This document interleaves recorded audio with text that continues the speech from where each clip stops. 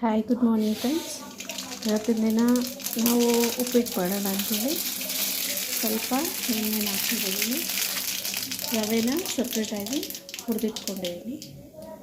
ಇದಕ್ಕೆ ಸಾಸಿವೆ, ಕರಿಬೇವಿನ ಸೊಪ್ಪು, ಹಸಿಮೆಣಸಿನಕಾಯಿ ಹಾಕ್ಕೊಳ್ತಿದ್ದೀನಿ. ಅದ್ರ ಜೊತೆಗೆ ಈರುಳ್ಳಿನೂ ಸಹ ಹಾಕ್ಕೋಬೇಕು.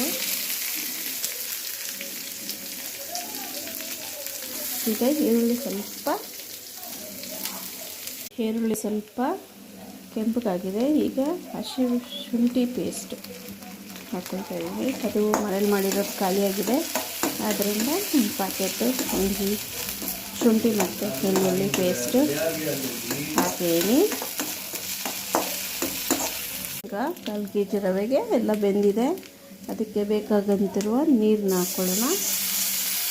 ಈ ಗ್ಲಾಸಲ್ಲಿ 1.5 ಕಪ್ಪು ರವೆ ತಗೊಂಡಿದ್ದೆ. ಅದಕ್ಕೆ ನಾನು ಒಂದು 3.5 ಕಪ್ ಗ್ಲಾಸ್ ನೀರನ್ನು ಹಾಕ್ಕೊಳ್ತಾ ಇದ್ದೀನಿ. ಅದ್ರ ಜೊತೆ ಟೊಮೆಟೊ ಹಾಕಿದ್ದೀನಿ. ಟೊಮೆಟೊ ನಾವು ಬೇಯಿಸುವಾಗಲೇ ಹಾಕ್ಕೋಬೋದು, ಇಲ್ಲಾಂದ್ರೇನು ಈ ನೀರಿನ ಜೊತೆ ಬಿಸಿ ಇರುತ್ತಲ್ಲ ಅದ್ರ ಜೊತೆ ಟೊಮೆಟೊ ಹಾಕ್ಕೊಂಡ್ರೆ ಚೆನ್ನಾಗಿರುತ್ತೆ. ಅದಕ್ಕೆ ಹಾಕಿದ್ದೀನಿ. ಈಗ ಅರಿಶಿನ ಪುಡಿ ಹಾಕ್ತಾಯಿದ್ದೀನಿ. ಮತ್ತು ಅದಕ್ಕೆ ಬೇಕಾಗಿರುವ ಸ್ವಲ್ಪ ಉಪ್ಪು ನೋಡಿ. ಅದಕ್ಕೆ ಅರಿಶಿನ ಪುಡಿನ ಹಾಕಿದ್ದೀನಿ. ಮತ್ತು ಅದಕ್ಕೆ ಬೇಕಾಗಿರುವಂಥ ಸಾಲ್ಟನ್ನು ಸಹ ಹಾಕ್ಕೊಳ್ಳೋಣ. ರುಚಿಗೆ ತಕ್ಕಷ್ಟು ಉಪ್ಪನ್ನು ಹಾಕಿದ್ದೀವಿ. ಈಗ ನೀರು ಸ್ವಲ್ಪ ಚೆನ್ನಾಗಿ ಬೇಯಲಿ. ಆಮೇಲೆ ನಾವು ಈ ರವೆನ ತೆಗೆದು ಅದಕ್ಕೆ ಹಾಕ್ಕೊಳ್ಳೋಣ.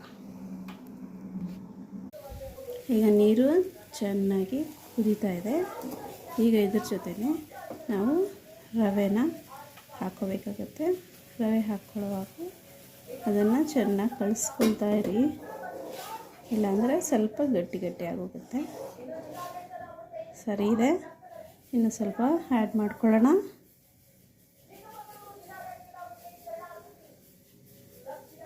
ಆಲ್ಮೋಸ್ಟ್ ಹಾಕ್ಬಿಟ್ವಿ. ಆಗ ಅದನ್ನು ಕಲಿಸ್ಕೊಳ್ಳೋಣ.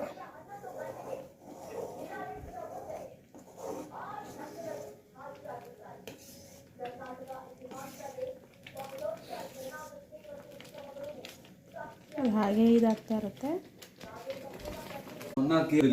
ಕಿಚನ್ಲ ಪನ್ನ ಅದನ್ನ ಉಪ್ಪಿಟ್ಟು ರೆಡಿಯಾಗಿದೆ.